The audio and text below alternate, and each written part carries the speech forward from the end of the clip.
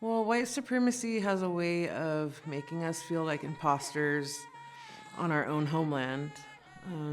It makes us feel like we're not good enough, like we are undeserving. And I think that's a big cause of why we self medicate, alcoholism, addiction, any other kind of self harming. And that's why we need to begin the healing, not just for ourselves, but for our families and our communities and the generations that are coming after us. We are one in Minaimuma. So I think when you have that mentality of white supremacy and you're putting a person above another person, it goes against the nature of the way of life that we live by, the law of life for us. And so when you're not valuing us, which has been which we've seen throughout U.S. history, the devaluing of indigenous peoples, since the Jim Crow era, where they said, kill the Indian, save the man. There's putting value in certain sectors of a person. And in reality, we're all whole human beings. And what makes us us is the entirety of who we are, not just a certain portion of that, but us as a whole.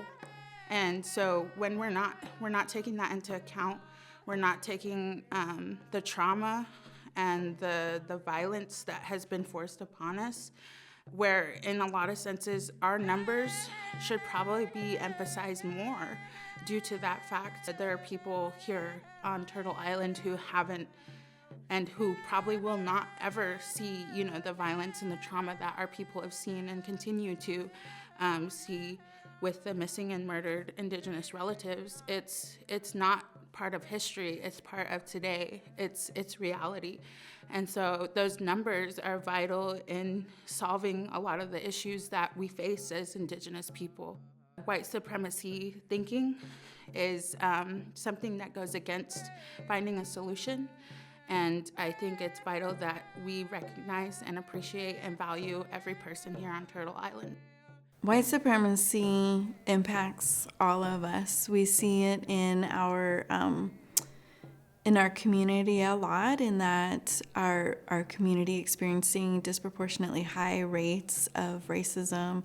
The Native community is the most likely to we experience violence at higher rates. We see that there's not a response from the mainstream and from our governments to the violence that we experience. White supremacy, it hurts us in so many ways, and one of them is not being able to tell our own story. In doing some data research project looking at improving birth outcomes and getting resources to babies and their families, we were looking at several data sets. So there's Native babies out there not even being counted, and there's resources available for them and connection to their communities that they're not even thinking about. So I'm glad that we're doing this work in our communities to improve the lives of our people. One of the lasting impacts of trauma is, as I mentioned, competition, and it's that need to hoard a resource or protect what you have.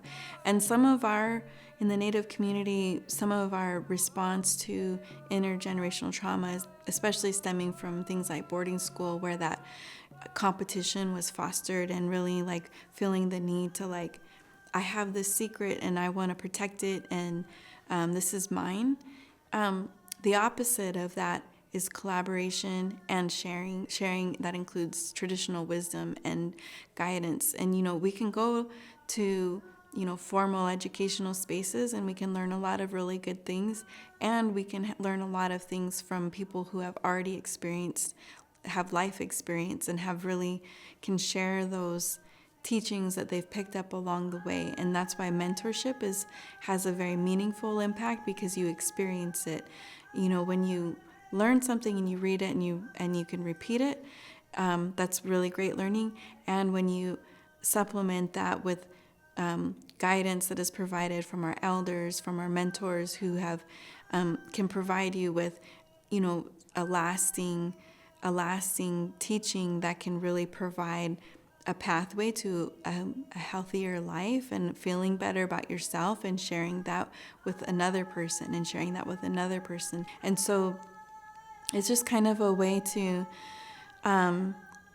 create a more impactful and more meaningful community engagement and relationship with others, is that mentorship.